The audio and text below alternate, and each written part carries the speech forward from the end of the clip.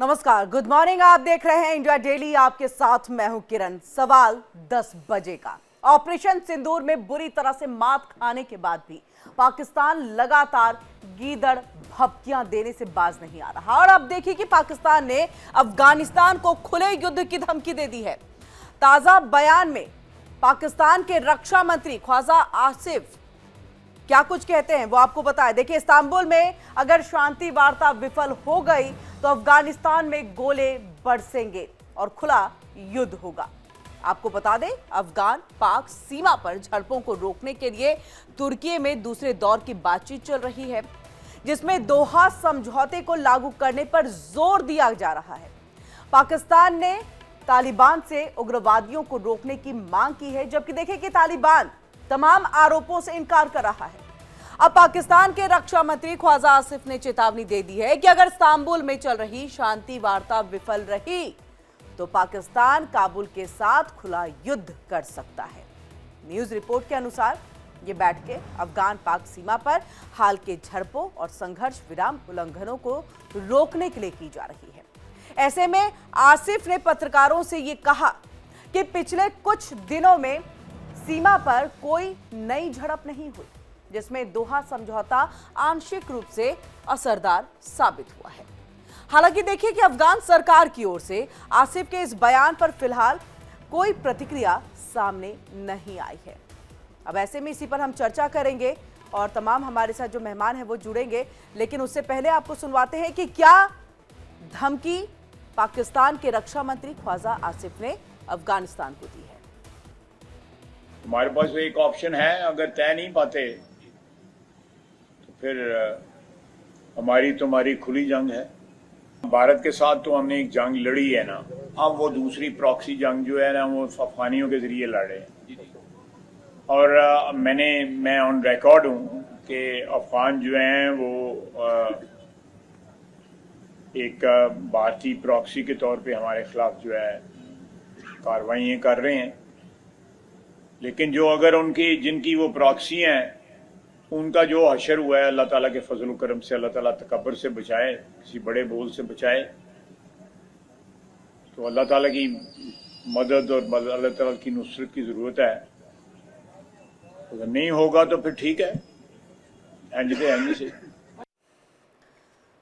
तो सुना आपने रक्षा मंत्री ख्वाजा आसिफ को, क्या कुछ वो कह रहे हैं। अब देखिए कि क्या है तुर्की बातचीत, जहां पर शांति वार्ता स्थापित करने के लिए बातचीत का दौर चल रहा है।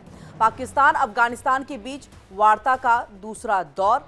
और ऐसे में देखिए कि पाक अफगान में 4 मुख्य बिंदुओं पर चर्चा हुई है। अब तक हिंसा रोकने के लिए संयुक्त निगरानी प्रणाली बनाना होगा, इसको लेकर के एक बातचीत के दौर में ये चीजें सामने आई। और एक दूसरे की संप्रभुता का सम्मान सुनिश्चित करना होगा, यह सबसे महत्वपूर्ण है। अब ऐसे में देखिए कि पाकिस्तान की सुरक्षा चिंताओं की जड़ पर चर्चा की गई है। व्यापारिक प्रतिबंध हटाना होगा, आपसी भरोसा बहाल करना होगा। आपको बता दें, जब से पाकिस्तान और अफगानिस्तान के बीच में जो युद्ध का दौर चला था, उसमें हमने देखा पाकिस्तान में किस तरह से जो है टमाटर जो कि एक इंपोर्ट किया जाता था, उसका जब इंपोर्ट यहां पर बंद हो गया तो किस तरह से महंगाई की मार से वहां की जनता जो है वो जूझने लग गई थी। अब ऐसे में देखिए 18 और 19 अक्टूबर को पहली बार वार्ता हुई थी। कतर और तुर्की ने पहली वार्ता में मध्यस्थता करा दी थी, क्योंकि अफगानिस्तान भी चाहता है कि युद्ध ना हो, मध्यस्थता हो और शांति वार्ता जो है वो कायम रहे। अब ऐसे में देखिए हमारे साथ कुछ खास मेहमान जो इसी पर चर्चा करने के लिए जुड़ गए हैं। Retired major general Anuj Mathur ji, defence expert हैं, सर आपका बहुत बहुत स्वागत है, जय हिंद। हमारे साथ retired group captain UK Devnath ji भी जुड़ चुके हैं, डिफेंस एक्सपर्ट हैं, सर आपका भी बहुत बहुत स्वागत है, जय हिंद। वहीं हमारे साथ हुसैन जावेद जी, पत्रकार हैं पाकिस्तान के, वो भी जुड़ चुके हैं, सर आपका भी बहुत बहुत स्वागत है। सबसे पहले हुसैन जावेद जी, क्या ऐसा नहीं लग रहा है ख्वाजा आसिफ ने जलते हुए आग में एक घी डालने का काम कर दिया है? क्योंकि अफगानिस्तान को अगर आप एक मेज पे बैठा करके समझाते हैं तो शांति वार्ता जल्द बहाल होने की संभावना भी होती है, जो हमने कतर में देखा। लेकिन अब इस तरह का अगर बयान सामने आ जाए तो आपको लग रहा है कि अफगानिस्तान शासित जो तालिबान सरकार है वो पीछे हटेंगे और वो इस तरह की धमकियों को जो है बर्दाश्त करेंगे? किरण जी, सबसे पहले तो आपका शुक्रिया कि आपने मुझे अपने शो में इनवाइट किया और जो हमारे पैनलिस्ट हैं उनको भी सलाम। ये बात ठीक है, आपने अपने इंट्रो में कहा कि इस्तांबुल टॉक्स जो हैं ये एंड हो चुकी है, इनका मतलब ये बिल्कुल अब खत्म हो चुकी है। लेकिन यहाँ ये बात क्लियर करना बड़ा अहम है कि अभी तक कोई ऑफिशियल स्टेटमेंट इसके बारे में ना हमारी जानिब से आई है और ना ही काबुल हुकूमत की तरफ से। तो अभी उसका इंतजार रहेगा, ताकि जो हमारे पास हतमी ड्राफ्ट है, कहाँ पहुंचे हैं, कहाँ खड़े हैं और क्या हो सकता है, तो वो जब एक ऑफिशियल स्टेटमेंट आएगी तो उस पर बात होगी। लेकिन अभी भी जो रिपोर्ट्स आ रही हैं, जो जो यहाँ पर सोर्सेज है, उनके हवाले से जो पता चल रहा है, वो आपने सही कहा। हमारा स्ट्रेस तो इसी पर है कि हमें एक जामे मैकेनिज्म की जरूरत है कि इस तरह की इन्फिल्ट्रेशन अफगान सोयल से पाकिस्तान के खिलाफ हमारी सरहदों पर ना हो। यही हमारा वन पॉइंट एजेंडा रहा है, इसमें सर कोई शक आपका नहीं ही है। नहीं, ये हर देश का होता है कि भाई किसी दूसरे देश की तरफ से हमला जो है हमारे देश पे ना हो। भारत भी यही चाहता है, अफगानिस्तान भी यही चाहता है। मेरा जो सवाल था, आपने उसे इतर सारी बातें बोल दी हैं। मेरा सवाल ये था आपसे कि क्या ख्वाजा आसिफ का ये बयान आग में घी डालने वाला काम नहीं करेगा? शांति के जरिए आप बातचीत को समझाए, क्योंकि शुरुआती दौर में अगर देखा जाए तो काबुल पे हमला पाकिस्तान की तरफ से कर दिया जाता है, उसके बाद ही तो तालिबान की तरफ से यह हमला होता है, अफगानिस्तान की तरफ से यह हमला होता है। अन्यथा इस तरह के दौर तो थे नहीं आपके बीच में। देखिए, मैं वही कहूंगा, अगर आप मुझे बात कंप्लीट कर देते हैं तो मैं बिल्कुल उसी करिए तरफ आ कंप्लीट, लेकिन ऐसी भी बातें नहीं करिए ना जिसमें मुझे आपको काउंटर करने की जरूरत पड़े। नहीं, देखिए, मैं कहिए। अपनी बात करने में आजाद हूं। जो पॉइंट्स मेरे वाले से हैं और मेरे सोर्सेज के हवाले से, मैं तो उसी तो पैटर्न पे ही काउंटर चलूंगा। क्वेश्चन के मैं लिए तो तो सर मैं भी आजाद हूं। जी ठीक हाँ, है, हर बंदा आजाद चलिए है, लेकिन जब आगे बात कहिए सर, समय। आप एक दफा बात कंप्लीट कर देते हैं, मैं उसी पे आ रहा हूँ। मैं आपको ये कहूंगा कि देखिए, जो एक स्टेट ऑफ वॉर है ना, वो पहले से ही चल रही है। अगर ऐसा कहना है कि बिल्कुल सब शांति से चल रहा है, तो ये इतनी ही शांति है कि 18 अक्टूबर से लेके आज हम 26 अक्टूबर पे खड़े हैं। इसमें हमारी सरहदों की तरफ से ना टीटीए है ना उसने कोई अटैक किया, ना टीटीपी ने किया, लेकिन with in are soil TTP जो है वो एक्ट वो ही कर रही है। तो हमारे अंदर इस चीज का फर्क नहीं पड़ा है, और उसकी तमाम तर जो भी चीजें वो अफगानिस्तान से इसके डांडे मिल रहे हैं। तो ख्वाजा साहब ने जो बात की ना, वो अपने लिहाज से बिल्कुल सही की, और हम उनके साथ खड़े हैं कि स्टेट ऑफ वॉर तो पहले ही है। अब हमारे पास ऑप्शन क्या है? आप समझते हैं कि इसके बाद हम थर्ड राउंड का इंतजार करें अगर इसमें बात नहीं होगी? अब सब्र का पैमाना जो है ना, वो लबरेज हो चुका है। आप एक बार टॉक्स करते हो, दो बार करते हो, हमने उनको मैकेनिज्म की अपनी पूरी बात की है कि यार ये चीज नहीं जो आप हमें ऑफर कर रहे हो कि आप यहाँ से टीटीपी को रीलोकेट कर दोगे तो मसले हल हो जाएंगे। ये कोई मसले का हल नहीं है। आज के दौर में कोई कहीं भी होगा, वहां से वो अपनी इंफॉर्मेशन दे सकता है, वो ठीक सबको है, गाइड कर सकता है। ये ये तो हम आपने देखते हैं। पाकिस्तान अफगानिस्तान ये क्या बोलते हैं जो हमले हो रहे हैं उसको लेकर के जिक्र कर दिया। अब बताइए, आखिरी जो हमला हुआ था पाकिस्तान की तरफ से, जिसमें कई सारे जो अफगानिस्तान के क्रिकेटर्स हैं वो मारे गए थे, उसको आप क्या कहेंगे? वो कौन से युद्ध में थे और उस समय बातचीत का दौर चल रहा था? देखें, बात ये कि हम अपनी इंटेल की बेस पे अपना काम कर रहे हैं जहां भी हमें लगता है, और हमारे जब भी हमने अटैक किया, जो आप बात करें ना, हमें हाई वैल्यू टारगेट मिले हैं, और उनकी वजह से हमने पिछले 10-12 साल बहुत सफर किया है। तो ये बात सही है कि हमारे लिए उनके लिए जीरो टॉलरेंस है। और एक बात मैं हमेशा मानता हूं, कोई भी जंग होगी, कैसी भी जंग होगी, कोई भी स्टेट चाहे ना चाहे, कोलैटरल डैमेज होता है और उस पर अफसोस होता है, लेकिन क्या करें, सूरत हाल ही ऐसी सूरत हाल है। हम मेजर जनरल अनुज माथुर जी आपके पास आते हुए, जो बात यहाँ पर हुसैन जावेद ने जी कही कि टीटीपी का इतना ज्यादा हमला हो गया था, वो जीरो टॉलरेंस की नीति पर हम आते हैं। अब इसमें जब हमने ये कहा कि सिविलियंस को क्यों निशाना बनाया, वो कौन से युद्ध में थे जो उन्होंने पहलगाम हमले के बाद, या पहलगाम हमले को भी देख लीजिए, वो तो आतंकवादी हमले के तौर पर बताते हैं, उसके बाद जब युद्ध छिड़ा था तो किस तरह से जम्मू कश्मीर में सिविलियंस को निशाना बनाया गया था। वहां पर ये चीजें नहीं देख पाते हैं। जब उनके साथ वो स्थिति आती है तब उनको लगता है ये तो बहुत खतरनाक युद्ध है। जय किरण जी, बिल्कुल आप ठीक कह रही हैं। मैं भी इसी बात को कहना चाहता हूं जी। कि क्या होता है कि इतना जबरदस्त डबल स्टैंडर्ड नहीं होना चाहिए। आप हमारी स्क्रिप्ट से पूरे के पूरे वर्बेटिम चीज लेकर के और उसको अफगानिस्तान के ऊपर लगा रहे हैं। हम कहते हैं कि जैश ए मोहम्मद, लश्कर ए तैयबा, हिजबुल मुजाहिदीन और इनके जैसे और कई सारे आतंकवादी संगठन हैं, वो वहां हैं, किसी को इसमें कोई संदेह नहीं है। पाकिस्तान के बनाए हुए हैं, इसमें भी किसी को कोई संदेह नहीं है। उनको पूरी ट्रेनिंग और उनको असला बारूद पाकिस्तान ने दिया, इसमें भी कोई संदेह नहीं है। मौलाना मसूद अजहर और ये तमाम लोग आज भी पाकिस्तान में हैं, इसमें भी किसी को कोई संदेह नहीं है। तो उसके लिए आप एक तरफ कर रहे हैं कि भाई यहाँ पर आतंक के ऊपर हमला हुआ, वहां पर उनके मरकजों को तबाह बर्बाद कर दिया, 100 आतंकवादी मार दिए गए, जिनके जनाजे में इनके हुक्मरान और सैनिक अधिकारी सब लोग गए थे। उसके बाद आपने उनको रीबिल्ड करना शुरू कर दिया। आप उनको पैसा दे रहे हैं कि आप अपना पूरा ऑर्गेनाइजेशन दोबारा बना लें। ऑनलाइन रिक्रूटमेंट चल रहा है। लेडीज, ये मौलाना मसूद अजहर की बहन ऑनलाइन रिक्रूटमेंट कर रही हैं। वो पूरे के पूरे जिहाद की और भारत के खिलाफ जहर भरने की पूरी ऑनलाइन ट्रेनिंग चल रही है। वर्ल्ड नोज इट, इसमें कोई किसी को पता नहीं है। वो एक तरफ है। और अगर टीटीपी है, हालांकि टीटीपी, अफगानिस्तान ने हमेशा मना किया है कि टीटीपी को वो बिल्कुल कोई मदद नहीं कर रहे हैं और वो अपनी धरती का किसी भी प्रकार की आतंकवादी गतिविधि के लिए उपयोग नहीं होने दे रहे हैं। और उस समय उनको ये लगता है कि आप उनको मारिए और उनके बहाने से हम जो मन में आए करेंगे, चाहे उसमें क्रिकेटर मरे। देखिए, कोलेटरल डैमेज हम लोगों ने 4-4 दशक, मैंने और देवनाथ सर ने फौज में, आर्मी में, एयरफोर्स में किए हैं। हमें पता है कोलेटरल डैमेज का मतलब क्या होता है और कोलेटरल डैमेज किस प्रकार की होता है वो पता होता है। आप जिस चीज को यहां तो कोलेटरल डैमेज कह रहे हैं और कहीं और कहते हैं कि वो इंटेंशनली हो गया। तो ये बातें जो दोगलापन, ये इसके मैं आपको बताता हूं किरण क्या वजह होती है। देखिए, जब आप किसी रॉन्ग को जस्टिफाई करने का प्रयास करते हैं तो आप उस रॉन्ग को राइट करने का रास्ता बंद कर देते हैं। ये बिल्कुल क्लियर। और यही बात है, इसमें किसको शक है कि तालिबान को किसने पैदा किया? इसमें किसको शक है कि मुत्ताकी साहब खुद पाकिस्तान के में ट्रेनिंग लेकर के आए हैं? इसमें किसको शक है कि हक्कानी कहां था? इसमें किसको शक है कि उसामा बिन लादेन कहां था? इसमें किसको शक है कि परवेज मुशर्रफ ने Osama bin Laden, Haqqani, al Zawahiri, इनको पाकिस्तान का हीरो कहा था? किसको शक है?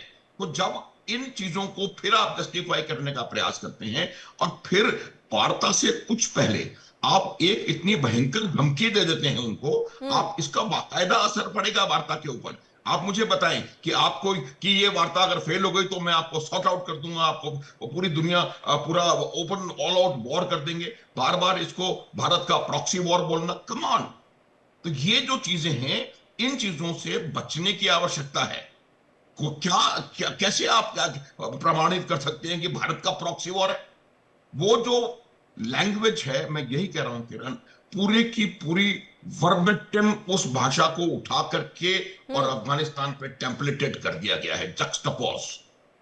और उसकी वजह सिर्फ यही है कि आपको जब अपना उसका सोल्यूशन नहीं मिल रहा है। क्रिकेटर्स का मारा जाना कोलेटरल डैमेज नहीं होता। हुसैन जावेद साहब, प्लीज, क्रिकेटर्स जो हैं वो किसी आतंकवादी अड्डे के पास जाकर के क्रिकेट का मैच या प्रैक्टिस नहीं करते। तो ये आप इसको समझने की आवश्यकता है। या तो ये आपकी फोर्सेस की फेलियर है या इंटेंशनली वहां पर सिविलियंस के ऊपर हमला हुआ है। इसके अलावा और या फिर ये कहे कि हुसैन जावेद को असलियत पता है लेकिन असलियत बोल तो सकते नहीं है। नहीं, वो ठीक है, वो अपनी उनकी मजबूरी है। मैं ये बात नहीं कर रहा हूं। ये हमारा, देखिए किरण, हमारा पर्सनल कोई इसमें मुद्दा नहीं है। मैं तो आपको लॉजिक से बात बताने का प्रयास कर रहा हूं कि क्यों समस्याओं का समाधान नहीं निकल पाता है। इस प्रकार के स्टेटमेंट, शायद उनको इनके रक्षा मंत्री को शायद कहीं ना कहीं लग रहा है कि ये वार्ता फेल होने वाली है, इसीलिए उन्होंने धमकी दी।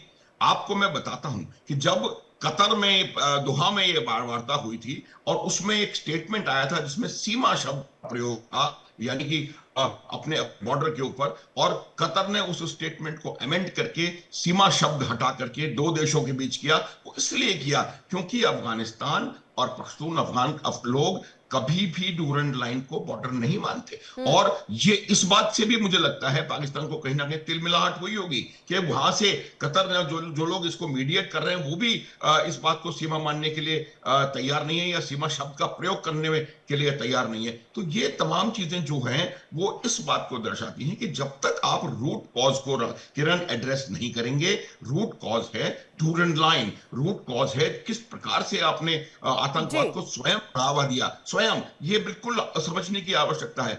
आतंकवाद का जो ट्रेनिंग आप 1970 से ट्रेनिंग पाकिस्तान में हुई है, पाकिस्तान की आर्मी ने ट्रेन किया। आप बाकी जैश को और लश्कर को इनको छोड़ें फॉर द टाइम भी। आप तो तालिबान की बात करें, टीटीपी की बात करें, और अब उसी चीज के लिए आप अफगानिस्तान को पर दोष मढ़ रहे हैं। तो ये मेरे हिसाब से कोई सही, बिल्कुल इसका जवाब हम हुसैन जी से लेंगे, लेकिन उससे पहले ग्रुप कैप्टन यूके देवनाथ जी, जय हिंद। और इसी के साथ क्या ये ख्वाजा आसिफ का बयान जरूरी था ऐसे वक्त में जब बातचीत के दौर जो है वो जारी है। इससे पहले कतर में बातचीत हुई तो हमने देखा कि किस तरह से शांति जो है वो स्थापित हुई थी। उसके बाद हम पाकिस्तान के ही तरफ से हमला देखते हैं।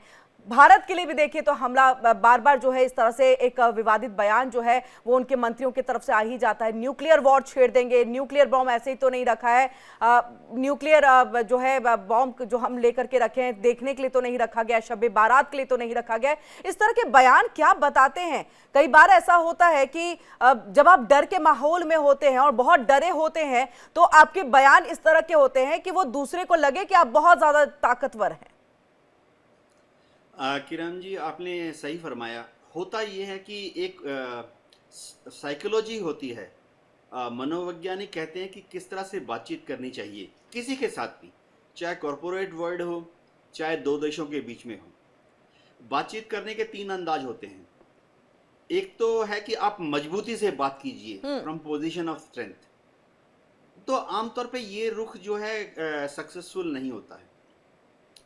दूसरा बातचीत करने का यानी नेगोशिएशन करने का तरीका होता है कि आप मनोभावना पहले से ही बना लें कि हम थोड़ा सहयोग करने के लिए तैयार हैं, यानी कोऑपरेट करेंगे, जिसका मतलब है छोटी छोटी कॉम्प्रोमाइज कर लेंगे आपस में। चाहे ये कॉरपोरेट वर्ल्ड में हो, दो कंपनियों के बीच में या दो देशों के बीच में, ये सबसे सक्सेसफुल तरीका होता है नेगोशिएट करने का। थोड़ा सा गिव एंड टेक। मैं क्लासिक एग्जांपल देता हूं, भारत और बांग्लादेश बॉर्डर, जहां पे कि हमने काफ़ी सारे एरियाज बांग्लादेश को सौंप दिए और बांग्लादेश ने भी काफ़ी सारे एरियाज हमको सौंप दिए। तीसरा तरीका जो है वो भी बहुत अच्छा तरीका है, जहां पे ना तो नरम पड़ते हैं ना सख्त रुख अख्तियार करते हैं। वो तरीका होता है कि आप समझदारी से मीठी मीठी बात करते हुए एक बीच का रास्ता अख्तियार करते हैं। ना तेरी ना मेरी, हम दोनों की, we will meet half way. तो अभी पाकिस्तान और अफगानिस्तान के बीच में जो तनाव है उसको कैसे कम किया जाए, मैं एक मिलिट्री साइकोलॉजिस्ट के हिसाब से बात कर रहा हूँ। अब होता क्या है मैं बताना चाहता हूँ। देखिए, जैसे जनरल माथुर हैं, मैं जनता को, आम दर्शकों को बताना चाहता हूँ कि हमारी फौज को और पाकिस्तान की फौज को भी लोकल कमांडर्स को पावर दी गई है कि वो आपस में कमांडर टू कमांडर लेवल बात करके लोकल जो मुद्दे हैं सुलझा लें। चाहे वो ब्रिगेड कमांडर हो, डिव कमांडर हो, कोर कमांडर हो, लोकल लेवल पर बटालियन कमांडर भी फ्लैग मीटिंग कर लेते हैं। मैं आपको एक माहौल दिखाना चाहता हूँ। जब कुछ फायरिंग हो जाती है तो हमारा बटालियन कमांडर, उसका रिप्रेजेंटेटिव, या हमारा ब्रिगेड कमांडर, उसका रिप्रेजेंटेटिव फ्लैग मीटिंग करता है। जब उभय पक्ष मिलते हैं तो एक गर्मजोशी का माहौल होता है, हाथ मिलाते हैं, मुस्कुराते हैं और फिर बोलते हैं कि यार तूने ऐसे कर दिया, यार मैंने ऐसे कर दिया, चलो अब से नहीं करेंगे, और हाथ मिला के वापस आ जाते हैं। और मैं आपको यकीन दिलाता हूं, ज्यादातर केसेस में ये जो लोकल फोर्स कमांडर्स के बीच में बात होती है, चाहे आर्मी का कमांडर हो या बीएसएफ का, सक्सेसफुल रहते हैं, सस्टेन करते हैं। अब मैं उम्मीद करता हूं कि पाकिस्तान और अफगानिस्तान दोनों ही अपनी मर्दांगनी को नहीं दिखाएंगे इस्तांबुल में, दोनों ही अपनी मूंछों को नहीं मरोड़ेंगे इस्तांबुल में, थोड़ा सा नरम होके बीच का रास्ता अख्तियार करेंगे। जी बिल्कुल। और हुसैन जावेद साहब, जिस का जिक्र मेजर जनरल अनुज माथुर जी भी कर रहे थे कि क्या जो वहां पर क्रिकेटर्स मारे गए, क्या ये फेलियर है आपकी आर्मी का? इस पे हम जाएंगे जवाब, या आपको पता है आप कहना नहीं चाहते, ये मेरी तरफ से सवाल है। दूसरा ये group captain UK Devnath ji भी कह रहे थे और हमने सुना भी है, प्रॉक्सी वॉर, भारत का प्रॉक्सी वॉर। इसका जवाब तो आपको अफगानिस्तान के रक्षा मंत्री ने ही दे दिया, दो टूक में सुना दिया कि ये भारत की लड़ाई नहीं है, ये अफगानिस्तान की लड़ाई है, पाकिस्तान के साथ लड़ाई है और ये किसी तरह का कोई प्रॉक्सी वॉर नहीं है, बेबुनियाद आरोप नहीं लगाइए। तो भारत की तरफ से भी जवाब नहीं आता इस पे आपके पास में, ये जवाब खुद अफगानिस्तान के रक्षा मंत्री दे देते हैं। उसके बावजूद आप ये रट लगाए जा रहे हैं, यानी क्या है, ठीकरा फोड़ने की आदत सी हो गई है क्या? किरण जी, मैंने अपने दोनों पार्टिसिपेंट की जी बात सुनी है। मैं सबसे पहले तो आपके सवाल का रिस्पॉन्ड करूं, जो अपने प्लेयर्स के हवाले से बात की है। हमारे इंफॉर्मेशन के जो वजीर हैं अताउल्लाह तारड़ साहब, उन्होंने बाकायदा ट्वीट किया अपने ऑफिशियल ट्वीट से, और जब वो ट्वीट करते हैं इसका मतलब है ये हुकूमत का मौकिफ भी है कि जो प्लेयर्स की बात है, हमारे में ऐसी बात नहीं कि वो प्लेयर्स हमारी ही जो बमबारी हुई है उसमें उनकी डेथ हुई है। तो हमारे पास अभी तक इसकी कंफर्मेशन नहीं है, और अफगानों से हम इसकी जो तफसीलात हैं आज भी उनसे मांग रहे हैं इस हवाले से। तो इसलिए हम इस चीज को तो इस तरह नहीं कह रहे कि जो हमने वहां पे किया है उसके बाद उनकी हुई है डेथ। अब आप हुसैन मेरे जावेद मौक़िफ़ को साहब, मानने मैं एक इंटरप्शन आपके बीच में करना चाहूंगी, इसके लिए मैं माफी चाहूंगी क्योंकि फिर आप आरोप लगाएंगे कि मुझे कहने नहीं दिया जाता है। आप कहिएगा, लेकिन हर बार इस तरह से हमला करके अपने आप को पीछे हटा देना कि हमने तो ये किया ही नहीं है, ये तो आप भारत के साथ भी करते हैं, हम तो जानते हैं, हम आपके रग रग से वाकिफ है। अफगानिस्तान के साथ भी यही स्थिति है। खुद वहां के मंत्री ने ये कहा कि किस तरह से देखिए ये हमला हुआ और इसमें हमारे इतने सारे जो क्रिकेटर्स हैं वो मारे गए, दुख जताया गया, अफसोस जताया गया। उसके बाद भी आप कह रहे हैं कि कोई हमारे पास में जो है इंफॉर्मेशन है। कब तक सबूत मांगते रहेंगे आप? आगे हुसैन सर। देखें, बात वही है, मैं इसमें सिर्फ एक लाइन कहूंगा, उनके मंत्री जो मर्जी कहते रहे, वो हमारे मंत्री नहीं है, और जब तक हमारे पास इस चीज की कोई मुकम्मल तौर पे प्रूफ नहीं होंगे हम तो अपने जो हमारे मौक़िफ़ है उसी पे स्टैंड करेंगे। दूसरी बात, आपने कहा कि आप हमारे रग रग से वाकिफ हैं, तो हम भी आपकी रग रग से वाकिफ हैं। ये तो हम एक दूसरे को काश 70 साल से जोड़ ही रहे हैं, तो ये बात तो काश बिल्कुल सही काश है। सर हो जाते तो शायद आज उसको आप अमल में लेकर के आते। चलिए नहीं, देखें, ये बात सही है, वो चले बात और हो जाएगी सारी। देखिए, अब इसमें सच्चाई आते आते जुबान पे रुक गई आपकी नहीं नहीं, कि वो सच्चाई बात सही की है कि भारत में क्या है। चलिए आगे सर सच्चाई की कहिए। बात नहीं है। देखिए, बात इसमें सिंपल ये है कि इंडिया पाकिस्तान का एक और कॉन्टेक्स्ट है। अभी देवनाथ जी ने बहुत अच्छी बात की कि जब इस तरह से एलओसी के ऊपर इश्यूज होते हैं तो बाकायदा एक पूरा मैकेनिज्म है कि हमारे अफसर आते हैं, बात करते हैं। लेकिन जब आप अफगानिस्तान से डील करते हैं, आप उसको इंडिया की तरह की स्टेट मत समझे कि वहां हर चीज मुकम्मल तौर पे 70 साल से स्ट्रक्चर्ड है। तो ये जो चीज है ना, इसको आप अफगानिस्तान इंडिया को एक उसमें पलड़े में मत तोड़ने के वहां पर भी ऐसा ही सिस्टम होगा। तो अफगानिस्तान एक डिफरेंट जगह, वहां तो इंफ्रास्ट्रक्चर ही नहीं है, तो उनसे बात करना, उनको डील करना बिल्कुल मुख्तलिफ होता है जैसे पाकिस्तान इंडिया को डील करता है। तो आई थिंक ये इसमें बहुत बड़ा फर्क है।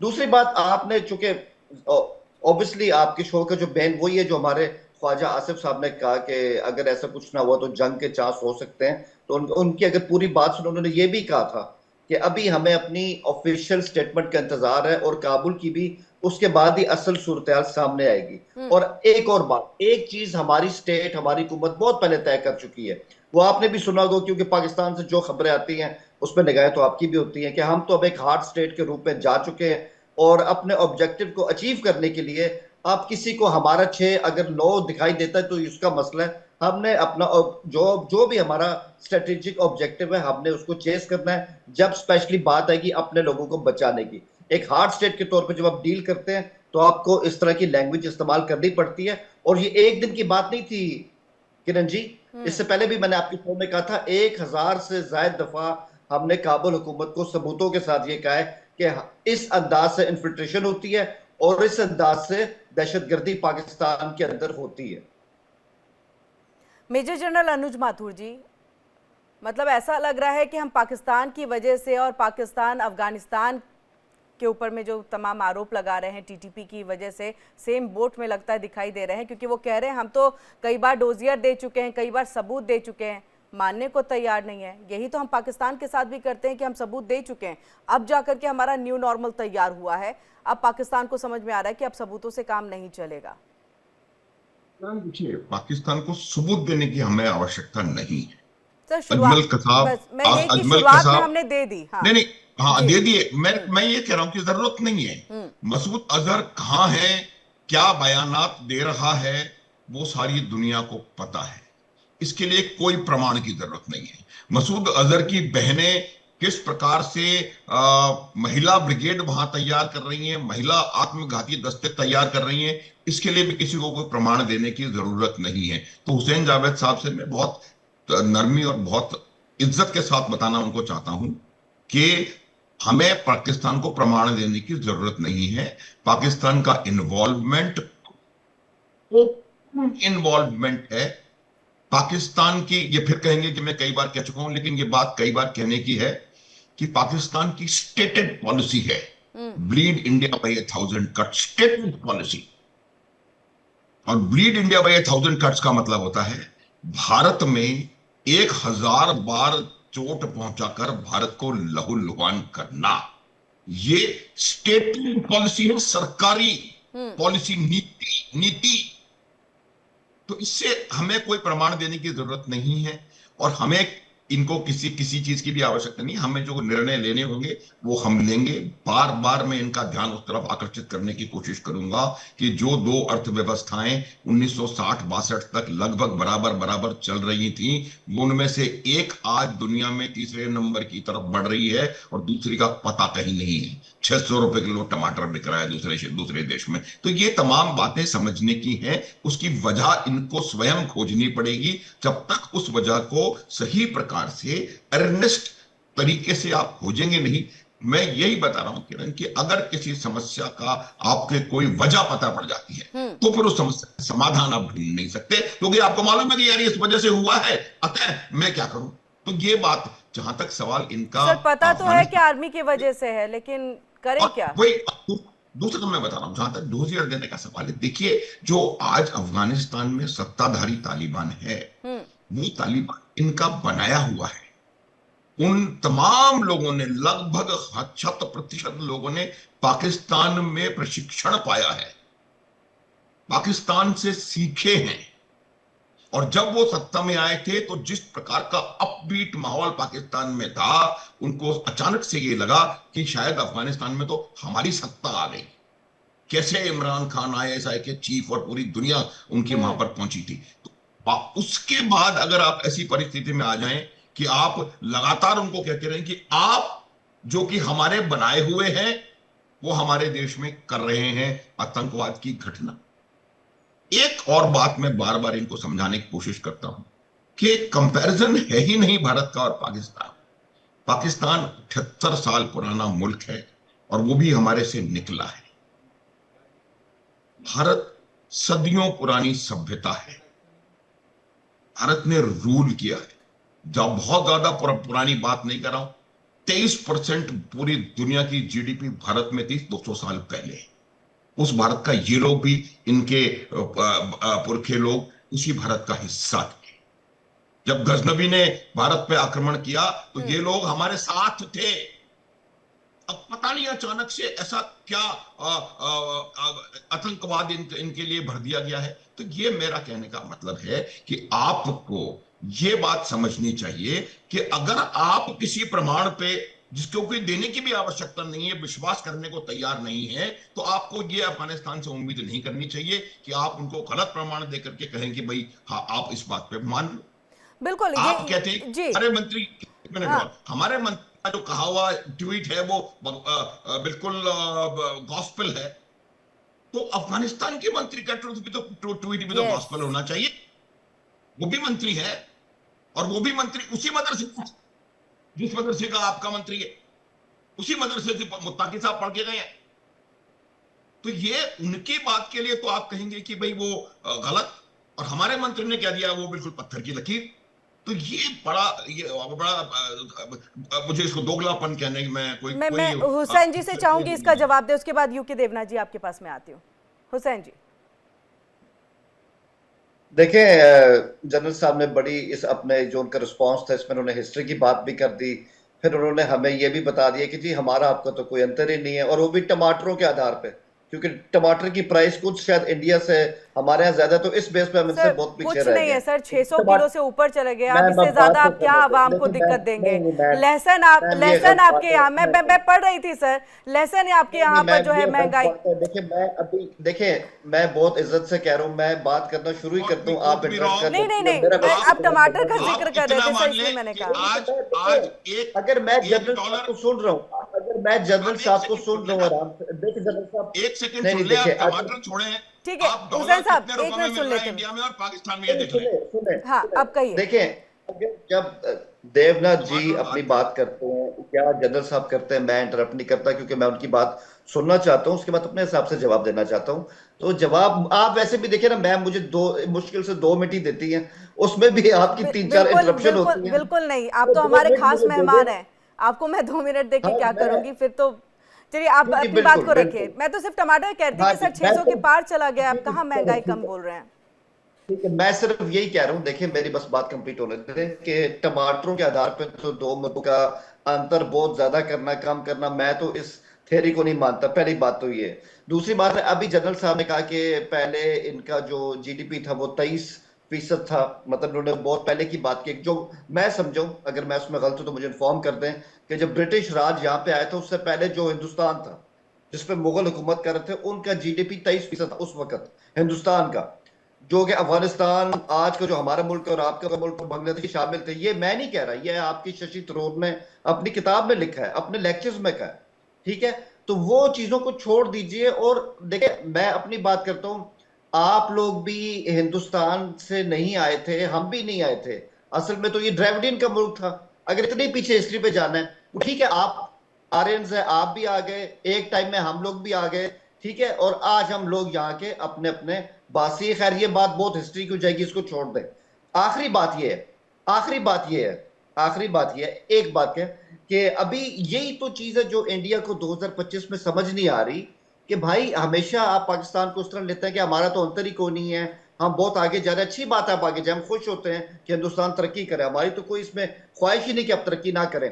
लेकिन आप ना जो इतना हमें इतने साइज का समझते हैं ना, 2025 में चीजें बदल गई हैं। जमीन पे रह के उसको देखें, सर डिफेंसिव साइज कैसे बड़ा हो जाएगा सर? कौन कौन सा एरिया हथिया लिया है? किस किस एरिया पे कंप्लीट ये कब्जा कर लिया आपने? साइज कहां से आपका बड़ा हो जाएगा? और आप अर्थव्यवस्था में कर सकते थे बेहतर, लेकिन आप तो आतंकवाद की तरफ से, अर्थव्यवस्था पे ध्यान ही नहीं जाता आपका, आवाम की तरफ ध्यान नहीं जाता आपका। तो आप कहां से सर, आप कंपैरिजन ही मत करिए। 2025 में कुछ नहीं बदला, पाकिस्तान स्टिल वही है जो 47 के बाद से होता चला आया है, जहां पर आतंकवादियों को पनाह देते रहे हैं आप लोग।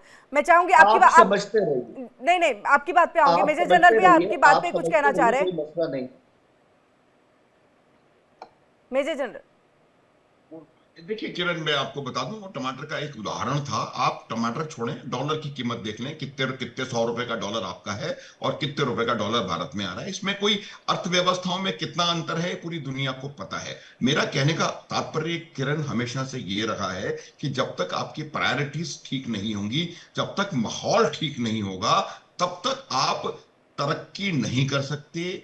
और फर्क जो है वो तरक्की में है, फर्क जो है वो विकास में है, फर्क जो है वो आज किस प्रकार से भारत का इंटेलिजेंसिया, इंटेलेक्ट पूरी दुनिया के ऊपर लगा हुआ है। आपको मैं गिना सकता हूं कितने 85 इंटरनेशनल मल्टीनेशनल्स के सीईओज इंडियंस हैं। पूरा जो जो जो भारत का जो इंटेलेक्चुअल ताकत है वो पूरी दुनिया में है। आप इसको समझने, इसमें कोई वो करने की आवश्यकता नहीं है। और जहां तक सवाल इतिहास का है, आपको थोड़ा इतिहास पढ़ने की आवश्यकता है। मुझे आपसे तजुर्बा भी ज्यादा है, आपसे उम्र भी बहुत ज्यादा है, और मैं इतिहास का बहुत अच्छा, बहुत ज्यादा शौकीन तरीके से पढ़ता भी हूं। आपको बता दिया जाएगा इतिहास। और आप जो अपने आप को कहते हैं ना, आप अरब से आए हैं और आप अरबी हैं, वो आपका वही सऊदी अरब आपको साउथ एशियन मुसलमान को मुसलमान तक मानने को तैयार नहीं है। आप जो हैं उसको, अगर मैं अभी डिबेट जो है गलत डायरेक्शन में जा रही है, लेकिन कन्वर्शन नाम का एक वर्ड होता है, वो है उसमें, इसमें कोई संदेह नहीं होना चाहिए।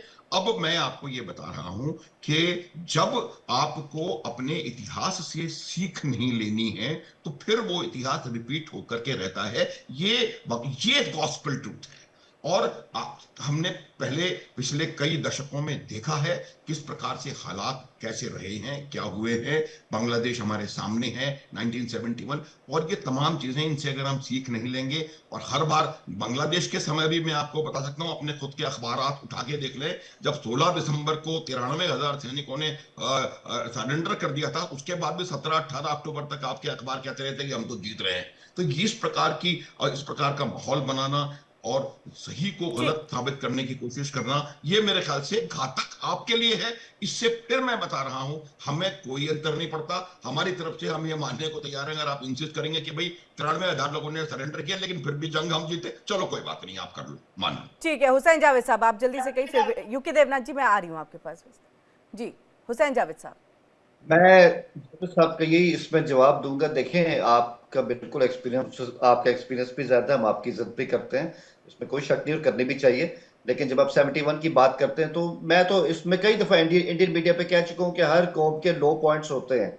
71 हमारे लिए एक लो पॉइंट था, हम उसको मानते हैं, वो नेशनल फेलियर था। जैसे आपके लिए 1962 की वॉर एक फेलियर है, कि इंडिया की हिस्ट्री में कहते हैं कि हाँ जी हमें चाइना ने हराया था। तो ये लो पॉइंट्स हर की जो कौम होती है उसमें होते हैं, इसमें कोई ऐसी बात नहीं, उससे सबक सीखने की बात है। लेकिन बात वही है, आपको लगता है ना कि आप हमसे बहुत आगे, अच्छी बात, आप हमसे आगे रहिए, लेकिन हिंदुस्तान का भी फ्यूचर, हिंदुस्तान की जो प्रोग्रेस है ना, वो भी अपने हमसायों के साथ अच्छे ताल्लुकात कायम करने में आप सोलो फ्लाइट लेके नहीं जा सकते बहुत आगे। अब आपको पसंद आए ना आए वो आपकी मर्जी है। इंडिया सोलो फ्लाइट लेके नहीं जा सकता, क्योंकि इंडिया चाइना नहीं है, इंडिया अमेरिका नहीं। हो जाएगा सर, चाइना और अमेरिका हमारे साथ है और ये भी हो जाएगा किसी दिन। आप बस देखते रहिए और आप आतंकवाद में आपके साथ नहीं है। आतंकवाद में लिप्त रहिए, ये भी हो जाएगा। यूके देवनाथ जी, और यूके देवनाथ जी, एक सवाल इस पे भी कि अगर ख्वाजा आसिफ ने जिस तरह से कहा बातचीत अगर फेल हो जाए, युद्ध की स्थिति छिड़ जाएगी और उसके बाद अंजाम भुगतना पड़ेगा, इसका असर कितना होगा? और अगर ऐसा होता है, युद्ध होता है, तो पाकिस्तान और अफगानिस्तान दोनों की स्थितियों पे हम चाहेंगे, बताएं आप। ख्वाजा आसिफ का जो बयान है, अब डिफेंस मिनिस्टर हैं, उनको जमीनी हकीकत पता होना चाहिए।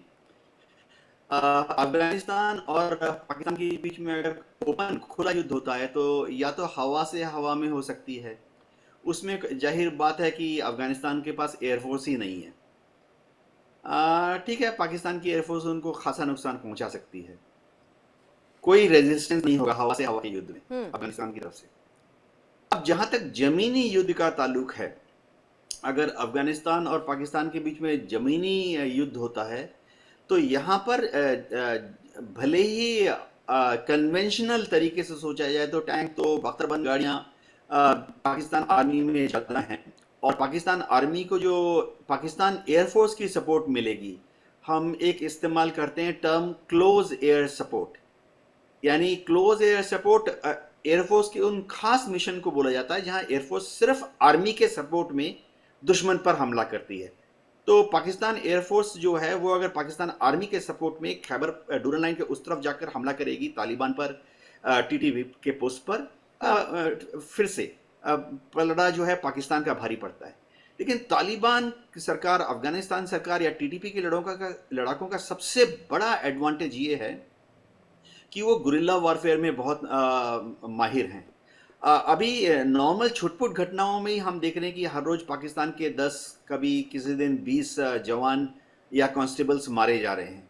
अगर ओपन वॉर होगी तो जाहिर बात है टीटीपी के जो लड़ाके हैं वो गुरिल्ला वॉरफेयर करके हर रोज पाकिस्तान के 10, 20, 30, 40, 50 रेंजर्स को या कांस्टेबल्स को मार डालेंगे लड़ाई के दौरान।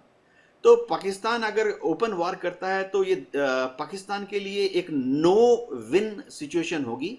नुकसान पाकिस्तान की मैन पावर का बहुत ज़्यादा होगा, और पाकिस्तान क्या अफगानिस्तान में घुस जाएगा? नहीं, पाकिस्तान जैसे ही अफगानिस्तान में 5 किलोमीटर घुसेगा या 10 किलोमीटर घुसेगा तो उनको कान पकड़ के दोहा ले जाएंगे या उनको कान पकड़कर इस्तांबुल ले जाएंगे। जी जी, मेजर जनरल अनुज माथुर जी, देखिए जिक्र किया इन्होंने कि किस तरह से जो है ये चाइना के साथ वॉर हुआ, लेकिन परिस्थिति अब की भी देखी जाती है। परिस्थिति अब ये है कि चाइना हमारे साथ कई सारे ट्रेड डील कर रहा है, अमेरिका ट्रेड डील के लिए बेताब है, तभी तो हर जगह पे डोनाल्ड ट्रंप जो है वो मंचों पर आ रहे हैं। लेकिन ऐसे में ये भी देखिए कि वहीं हमने अपने कई सारे ऑप्शंस भी खोल रखे हैं, और मुझे लग रहा है जावेद हुसैन जी को इस बारे में बताना भी आवश्यक हो गया है। उन्होंने कहा चाइना और अमेरिका नहीं है, लेकिन हम चौथी बड़ी अर्थव्यवस्था हैं। आप कहाँ हैं ये भी समझ जाइए। केवल देखिए, मैं 2 बातें बताऊंगा। पहली बात तो ये है कि इन्होंने मेरा स्टेटमेंट ध्यान से सुना नहीं। मैंने ये नहीं कहा था कि 71 में हार जीत, मैंने ये कहा था कि उसके बावजूद आप देख सकते हैं, आप पाकिस्तान में आपके अखबारों को 17 दिसंबर 18 दिसंबर 71 के अखबारों में खबरें थी कि पाकिस्तान युद्ध जीत रहा है। मैं ये कह रहा हूं कि हार को न मानना और हारने के बावजूद 93,000 सरेंडर के बावजूद ये कहते रहना कि हम जीत गए, वो बात मैं बताने का प्रयास कर रहा था। उस बात को समझ लिए, और वो बात लगातार हो रही है, इसलिए कह रहा हूं मैं। 99 में भी वही बात हुई और अभी मई के महीने में भी वही बात कर रहे हैं, मानेंगे फिर भी नहीं, कोई बात नहीं है। दूसरी बात, जहां तक अर्थव्यवस्था का सवाल है, देखिए अर्थव्यवस्था, आप ये कह रहे हैं आप अमेरिका नहीं है, आप चाइना नहीं है, बिल्कुल ठीक कह रहे हैं। हम अमेरिका और चाइना से आगे हैं। आज जीडीपी की ग्रोथ रेट, किरण, आप स्टैटिस्टिक्स उठा के देख ले। जावेद हुसैन साहब के पास भी वही इंटरनेट है जो हमारे पास है, उसको खोल के देख लें। ये जो तिमाही सैंक्शंस के बाद जो तिमाही आई है उसमें हमारी ग्रोथ एक्सपेक्टेड 6.4% थी, एक्चुअल 6.8% हुई है। तो ये बिल्कुल ठीक कह रहे हैं जावेद हुसैन साहब कि हम ना चाइना है ना अमेरिका है, हम उनसे आगे हैं, इसमें कोई संदेह नहीं है मेरे को। जिस रफ्तार से भारत की इकोनॉमी बढ़ रही है वो देख लें, अमेरिका की इकोनॉमी की ग्रोथ क्या है, तो ये बात उसकी होती है। आज भारत को मैं दो तीन बातें बताऊंगा कि एक देश जो है वो आज रूस के साथ व्यापार कर रहा है, अफगानिस्तान के साथ बातचीत कर रहा है, अमेरिका के साथ डिप्लोमेसी कर रहा है, चाइना के साथ कंपटीशन कर रहा है, ज़ेलेंस्की के साथ बातचीत कर रहा है। इसका कोई मायना होता है, इसका कोई मायना होता है। आप देखेंगे किस प्रकार से दुनिया के तमाम जो बड़े लीडर्स हैं, किस प्रकार से वो भारत के साथ रिलेशनशिप बनाने की कोशिश कर रहे हैं। उसकी वजह होती है, आपको ये समझने की आवश्यकता है। इसके हालात जो जिस प्रकार के हैं, जिस प्रकार से इकोनॉमिक ग्रोथ हो रही है, जो भारत की जियो पॉलिटिकल लोकेशन है, जिस प्रकार से भारत इंडियन ओशन के ऊपर को डोमिनेट करता है, बहुत तमाम चीजें होती हैं, ये समझने की है। इसका अलग अलग विषय लेकर ये किरण आप इसके ऊपर हम डिस्कशन कर सकते हैं, लेकिन मेरा ये मानना है कि भारतवर्ष लगातार तरक्की कर रहा है, लगातार बहुत जबरदस्त रेट के साथ ग्रो कर रहा है। और उस ग्रोथ से देखिए, आपको एक चीज मैं बताऊंगा किरण, कि अगर एक्सेप्टेंस नहीं होती है तो नेगेटिविटी आती है। हर नेगेटिव इमोशन जो है उसको एक्सेप्टेंस से आप पॉजिटिविटी में कन्वर्ट कर सकते हैं। ग्रोथ से आपको जलन की बजाय एस्पिरेशन होगा, तो आप भी इसी प्रकार आप बढ़ते चले जाएंगे। इसमें यही मैं हुसैन जावेद जी, मैंने तो चलिए बात कर ली कि हम ये अर्थव्यवस्था में कितने नंबर पर हैं, जीडीपी का तो जिक्र भी कर दिया। मुझे लग रहा है कि आप आईएमएफ वगैरह की रिपोर्ट भी देखते होंगे, तो हाल फिलहाल में आपने देखा भी होगा कि किस तरह से आगे आने वाले दिनों में भी भारत की जीडीपी जो ग्रोथ है वो बहुत अच्छी रहने वाली है। और ये देखिए, ये रिपोर्ट हमने नहीं बल्कि आईएमएफ की तरफ से ये रिपोर्ट तैयार की गई है। अब ऐसे में ये बताइए, जो आप चाइना और अमेरिका का जिक्र कर रहे हैं, जिनके दर पर आपके प्रधानमंत्री जाते हैं, आपकी फील्ड मार्शल जिनको आपने ये ओहदा दे दिया है, आर्मी चीफ, वो जाते हैं वहां पर, आधे घंटे लॉबी में बैठते हैं, मिलता क्या है गॉड नोज। अच्छा किरण जी, अच्छा सवाल आपका। और जनरल साहब ने भी जो बातें की, मैं आपकी इजाजत से आपके सवालों का जवाब देके इन दोनों से एक एक सवाल करना चाहूंगा, तो केवल 1 मिनट मुझे आप उसमें इसमें दें। लेकिन पहले आपके सवाल का जवाब जी। देखें, आपने पहले बात की कि इंडिया की ग्रोथ और उस पर आईएमएफ ने क्या कहा। ये मैंने कब कहा कि इंडिया एक ग्रोथ इंजन नहीं है। साउथ एशिया में अगर कोई ग्रोथ इंजन है वो इंडिया है। आपका साइज बड़ा है, आपके वसाइल बड़े हैं, आपकी आबादी बड़ी है।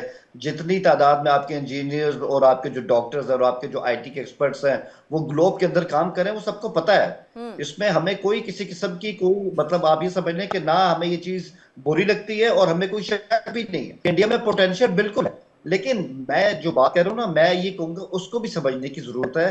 कोई भी मुल्क वो दुनिया के किसी खिते में हो, उसका साइज बड़ा है छोटा है, उसको साइड पर रखिए। 1 मिनट, आप कह रहे हैं कि अमेरिका और चाइना के हम उन जैसे नहीं, उनसे भी आगे, अच्छी बात, उनसे आगे निकल जाए। लेकिन हर मुल्क जो आगे निकलता है, जो तरक्की करता है, मेरा पॉइंट है वो सिर्फ अपने हमसायों से अच्छे ताल्लुकात बना के आगे जा सकता है। इसमें उसकी ज्यादा कामयाबी हो सकती है। मेरा पॉइंट सिर्फ इसमें ये है। दूसरी बात, आपने बात की कि हमारे, अच्छा सुन तो ले मैम, आप जो सवाल करेंगे मैं जवाब दूंगा, मैं जवाब दूंगा। मेरा अच्छा, मुझे लगा कि आप इंटरप्ट कर रही है, क्योंकि जब मैं एक मुझे होगी आदत के शायद आप इंटरप्ट करने वाले, नहीं, कोई बात नहीं, कंटिन्यू। अच्छा ठीक है मैम। एक और बात कि आपने ये तो कहा कि हमारे फील्ड मार्शल गए उस टाइम, प्रेस जो है, ट्रम्प जो है वो प्रेस टॉक कर रहे थे, उनको 15 मिनट इंतजार करना पड़ा, तो इसमें क्या बुरा है? क्या दुनिया को वो 15 मिनट इंतजार करना दिखाई दे रहे हैं, या दुनिया को ज्यादा ये दिखाई दे रहा है कि पिछले 3 माह में 3 बार उनकी मुलाकात हो चुकी है और अब तो ट्रम्प ऑन एयर रिकॉर्ड कह चुके हैं। सुन ले प्लीज सर, अब तो इंटरप्ट करना बनता है। मैं पूछ रही हूँ, मुलाकात होना अलग बात, मुलाकात में बात क्या हुई ये भी तो पता होनी चाहिए ना, कितना बेनिफिशियल वो बातचीत हुई। दूसरी चीज, आपने जेलेंस्की को देखा, जेलेंस्की भी गए थे डोनाल्ड ट्रंप से व्हाइट हाउस में मिलने के लिए, जब तक गाड़ी से उतरे नहीं, जब तक डोनाल्ड ट्रंप आए नहीं। लेकिन देखिए शहबाज मैं शरीफ सिर्फ और इनका क्या हुआ?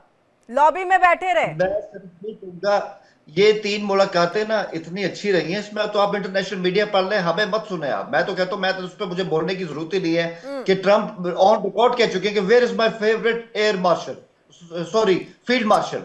वो ये कह चुके हैं कि वो उनके बड़ी बन चुके हैं। यही ठीक तो है, सॉरी सर, अब आप शहबाज आपको शरीफ के सामने फील्ड मार्शल को याद कर रहे हैं। आप बताइए प्रधानमंत्री का क्या ओहदा रहा वहां पर? और भी नहीं रहा कुछ। इसमें अगर हमारी स्टेट और हमारी हुकूमत एक पेज पर, इसमें सर, तो इसमें किसी और को प्रधानमंत्री क्या तकलीफ मौजूद है? हो वहां पर, आर्मी चीफ को अगर अपना फेवरेट बताए और प्रधानमंत्री को असल में साइडलाइन कर दिया असल में जाए, मैं पता इसमें क्या, आप खुश हो जाएंगे, नहीं, तब तो मैं मान गई मैं- कि आप तो फिर किसी भी मैं चीज में खुश और संतुष्ट हो सकते असल हैं। में पता है क्या, आपको आपको आपसे मुराद है कि इंडियन मीडिया को ना वो 15 मिनट ही याद रहेंगे, उन मीटिंग्स का इम्पैक्ट नहीं याद रहेगा। It's okay. सर, अच्छा, मीटिंग अब का मैं वो इम्पैक्ट तो सवाल, मैं पूछ ही रही हूँ आपसे, लेकिन मैं तो ये बोल रही हूँ, आप ही ने जिक्र किया कि where is my favourite field marshal. मैं तो ये कह रही हूँ, और देखिए हमारे प्रधानमंत्री इजिप्ट में थे भी नहीं, उस मंच पर नहीं थे, तब उनके बारे में कह दिया गया और आपके प्रधानमंत्री से पूछ लिया गया कि अब बेहतर रिश्ते रखोगे ना? हाँ बताइए, हाँ। किसी का नहीं होना, किसी के देखिए, होने के बाद भी अच्छा, नहीं होना, अंतर है। बिल्कुल आपने सही कहा, और यही तो चीज मैं समझना चाह रहा हूं आपसे भी और अपने पैनलिस्ट से भी। शर्मुल शेख में आपके प्रधानमंत्री नहीं जाते। अभी आसियान मीटिंग हो रही थी, 14 मीटिंग हुई है, उसमें 14 में आपके प्रधानमंत्री गए हैं। अब दोबारा वीडियो लिंक पे जा रहे हैं कि भाई कहीं ट्रंप से सामना ना हो जाए। ठीक है, तो ये क्या हो रहा है? मतलब आपके प्रधानमंत्री अपने फेवरेट दोस्त बड़ी ट्रंप से मिल क्यों नहीं रहे हैं? ये भी तो एक बात है ना कि ट्रंप जहां पर होते हैं तो भाई पता चल जाए, और जी वहां पे जाते नहीं है, लेकिन उनको फील्ड मार्शल याद है हर जगह पे कि जी। Where is my favourite field marshal, चाहे वो हुसैन हो या हुसैन ना जी, हो। तो हुसैन जी, जब दुनिया आपने ये कहा ना कि मैं 2 सवाल करना ये- चाहूंगा आपके पैनलिस्ट से, तो मुझे समझ आ गया था कि आपका एक सवाल तो जरूर ये होगा, और मैं चाहूंगी मेजर जनरल अनुज माथुर जी इसका जवाब देंगे, बहुत बेहतर तरीके से एक देंगे। सवाल रह गया। अच्छा, एक वो सवाल वो रह आप गया। फिर पूछ इस- लीजिएगा यूके एक देगा सवाल रह गया। जी, वो दोबारा आपको सर चांस जी जी, दूंगी, एक इसका सवाल जवाब ले लीजिए। सिर्फ वो ये है, देखिए एक सवाल, आपको आवाज आ रही है मेरी? आ रही है सर, आ रही है। हाँ, बोले बोले। ओके, ये मेरा आखिरी सवाल है, इसके बाद अब भले मेरा सारा टाइम इनको दे दे, कोई मसला नहीं। मैं जनरल साहब से भी ये पूछना चाहता हूं, जब ये कहते हैं ना कि इंडिया पाकिस्तान का अंतर नहीं है, कई शोबों में नहीं है, वो मैं आपके सामने मान चुका हूं, इकोनॉमी के हवाले से, इन्वेस्टमेंट के हवाले से नहीं है। वाकई इंडिया एक फोर्स है, इसमें कोई शक नहीं है। लेकिन आज की तारीख में जब मैं 2025 की बात करता हूं ना, तो एयर टू एयर एंगेजमेंट में इस टाइम IAF कहां पर है? दूसरी बात यह है कि बियॉन्ड विजुअल रेंज की जब बात आती है, अब एयरफोर्स डॉग फाइट का नाम नहीं है, काफी चीजें आगे निकल गई हैं। इसमें इंडिया कहां पर है, और आपके एक्टिव स्क्वाड्रन इस वक्त मैदान में कितने हैं? ठीक है, और आखिरी बात के AI के हवाले से इस time Indian army, Indian air force कहां पे खड़ी है? मुझे 2025 के हिसाब से, मतलब इसमें आपसे आपकी एक्सपर्टीज चाहिए। नहीं, हुसैन जावेद साहब, मैं आपको इतना बता दूं कि उस दिन भी मैंने कहा था, और देवनाथ साहब का अपना अलग व्यू है, इसमें कोई संदेह नहीं। ये हमने नहीं किया है असेसमेंट। भारत की एयरफोर्स कहाँ है, ये नूर खान से जाके पूछ लीजिए। भारत की एयरफोर्स कहां तक जा सकती है? जो वर्ल्ड रिकॉर्ड बनाया है 316 किलोमीटर दूर जाकर के आपके एवेक्स को खत्म किया गया है, वहां से आप पता लगा सकते हैं भारत की एयरफोर्स कहां है। भारत की आर्मी कहां है? जो 9 आतंकवादी अड्डे पूरी तरह नेस्त नाबूद हो गए थे, जिसके बाद 100 लोगों के जनाजे निकले थे, उनसे आप जाके पता लगा सकते हैं कि भारत की एयरफोर्स और भारत की आर्मी कहां है। अब प्रश्न जो है उसको हम आगे चल के देख लेंगे। इसको आप इस पे बहस ना करें, क्योंकि इसके मैं बहुत आपको स्टैटिस्टिक्स दे सकता हूं। अभी मुद्दा कोई और है, मैंने आपको बता दिया।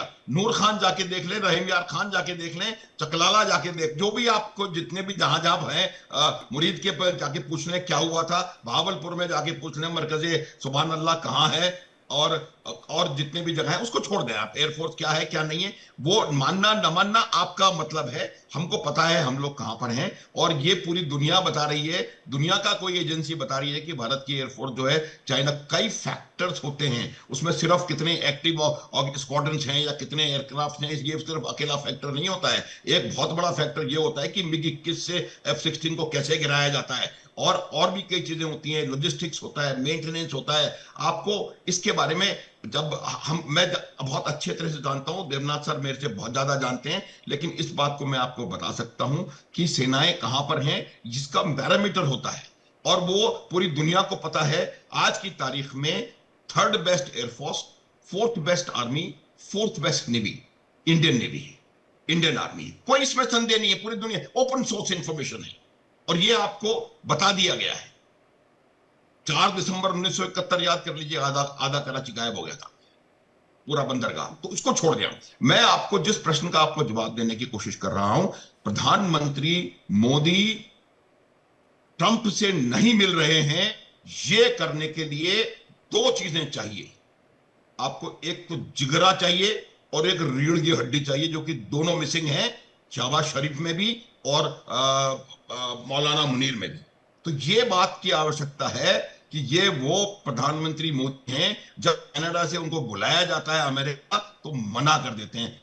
ताकत चाहिए वो करने के लिए, उसी ताकत की मैं हमेशा बात करता हूं, उसी पॉलिटिकल विल की बात करता हूं। जो खौफ होता है ना, वो खौफ इस वजह से होता है कि पॉलिटिकल विल किस प्रकार की है, आर्म्ड फोर्सेस की टेक्नोलॉजी किस प्रकार की है और काम करने की ताकत किस प्रकार की है, ये समझने की जरूरत है आपको। और ये बात आप समझ लीजिए कि कौन किससे मिलने को आतुर है, वो ट्रंप साहब से भी पूछवा सकते हैं कि कौन किससे मिलने को आतुर है। यह बात बिल्कुल पूरी दुनिया को पता है। और आप जिस प्रकार का रोल भारत इंडो पैसिफिक में, जिस प्रकार का रोल भारत वर्ल्ड के अफेयर्स में प्ले कर रहा है, उसको समझने की जरूरत है। न मानना आपका काम है, न मानिए, कोई उसमें किसी को कुछ संदेह नहीं है। लेकिन मैंने आपके प्रश्न का उत्तर दे दिया कि वो ट्रंप से डर नहीं रहे हैं। ट्रंप से डर उसको लगता है जो कि शर्म अल शेख में जाकर के कहता है कि sir I want to salute you, I want to polish your boots.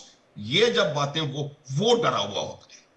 जो ये कहता है कि मैं नहीं जाऊंगा, वो डरा हुआ नहीं होता है, वो ताकतवर होता है। वो डर शर्म से नहीं जा रहा है इधर उधर।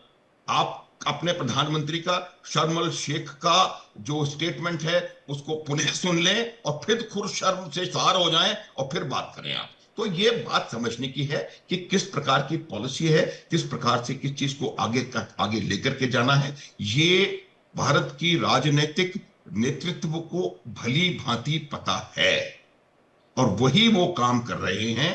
और ये जो अभी एक और स्टेटमेंट आपका कहीं बांग्लादेश से उभर करके आया है कि भारत की आर्मी पॉलिटिसाइज्ड है। ये वो देश कह रहा है जहां पर 4 बार तो डायरेक्ट मिलिट्री रूल हो चुका है, 3 बार कॉन्स्टिट्यूशन का सस्पेंशन हो चुका है, आज भी प्रधानमंत्री से ऊपर देश के रक्षा सेना प्रमुख को माना जाता है। वो देश कह रहा है कि भारत की आर्मी पॉलिटिसाइज्ड। शर्म। तो मेरा यह मानना है कि आपको हर चीज की रियलिटी को एक्सेप्ट करने की आवश्यकता है। जब तक आप रियलिटी को एक्सेप्ट नहीं करेंगे, मैं फिर दोहरा देता हूं, एक्सेप्टेंस से नेगेटिविटी का खात्मा होता है। एक्सेप्ट करने की आवश्यकता है। और जब आप बात करते हैं कि हमसायों के साथ होना चाहिए, आज पाकिस्तान खड़े होकर के बता दे कि किस हमसाये के वो साथ। ईरान से परेशानी, अफगानिस्तान से परेशानी, भारत से परेशानी, हमसाया कौन बचा? आप खुद अपने गिरबान में झांकें, हमसायों के साथ हम कहां पर हैं। नहीं, जब हमसाया सर बनाया गया था ना सऊदी अरब को। 1 मोर मिनट किरण, जी, जी। 1 मिनट। श्रीलंका में समस्या होती है तो भारत में होता है, म्यांमार में समस्या होती है तो भारत होता है, बांग्लादेश में समस्या होती है तो भारत होता है, नेपाल भूटान में समस्या होती है तो भारत होता है। हमसायों के साथ रहना इसे कहते हैं, ना कि भारत के साथ लड़ना, अफगानिस्तान को कहना भारत का प्रॉक्सी, ईरान के साथ हमले करते रहना। ये हमसायों के साथ चलना नहीं होता जावेद हुसैन साहब। ये हमसायों के साथ चलना आप स्वयं सीखें, तब कहीं जाकर के काम बनेगा। आप नहीं चल रहे हमसायों का, हम चल रहे हैं। बिल्कुल। और मैं ये सऊदी अरब का भी नाम लेना चाहूंगी। यहाँ पर हमसाया बनाया था, लेकिन अफगानिस्तान के साथ युद्ध में आए नहीं वो सामने। मुझे कहीं जाना है, मैं माफी चाहता हूँ। जी, बहुत बहुत शुक्रिया सर। हमारे साथ मेजर जनरल अनुज माथुर जी जुड़े हुए थे और उन्होंने तमाम बातें की। मैं चाहूंगी यूके देवनाथ जी, जो दूसरा एक सवाल था जिसको लेकर के थोड़ा बहुत तो मेजर जनरल अनुज माथुर जी ने कहा, लेकिन इसके साथ साथ आप भी इस पर जो है थोड़ी रोशनी डालिए, जिसका जिक्र कर रहे थे। और एयर टू एयर जो मिसाइल की बात यहाँ पर कर रहे हैं, अमेरिका से मिल रहा है, स्वदेशी क्या है हुसैन जी? मुझे लग रहा है पहले यूके देवनाथ जी इस बात को रखे, उसके बाद हुसैन जी से इसी सवाल का जवाब। किरण जी, मेरे को बड़े फख्र के साथ कहना पड़ रहा है कि भारत का जो एयरफोर्स है उसकी जो टोटल एवोल्यूशन की गई है वो एक इंटरनेशनल इंडिपेंडेंट एजेंसी द्वारा की गई है, जो कि पॉलिटिकल एजेंसी नहीं है, थिंक टैंक लोगों ने मिलकर बनाई है।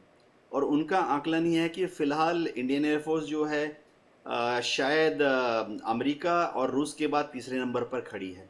ठीक है, हम चीन से आगे हैं क्या? देखिए, मैं खुद फाइटर पायलट था, 32 साल एयरफोर्स में था, मिग 23 उड़ाया है। तो हम अपने को पाकिस्तान एयरफोर्स के बराबर मानते हैं, 19-20 है, प्रोफेशनल जजमेंट दे रहा हूँ। और हम चाइनीज एयरफोर्स को हमसे 21 मानते हैं। कोई इसमें शक नहीं है कि अगर युद्ध हुआ तो चाइनीज एयरफोर्स जो है हमसे 21 है।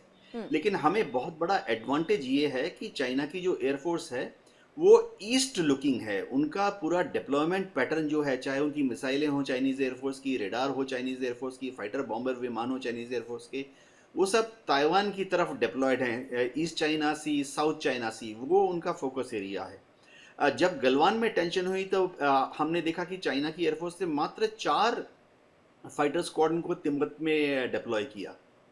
और अभी भी आंकलन ये है कि अगर ओपन जनरल वॉर हो जाए चाइना के साथ तो चीन ज्यादा से ज्यादा भारत के खिलाफ, समझिए 10 ज्यादा सीरियस वॉर हो जाए तो ज्यादा से ज्यादा भारत के खिलाफ तिब्बत में 20 फाइटर स्क्वाड्रन तैनात कर सकता है। ये हमारा मिलिट्री एयरफोर्स का एप्रिसिएशन रिपोर्ट कहता है।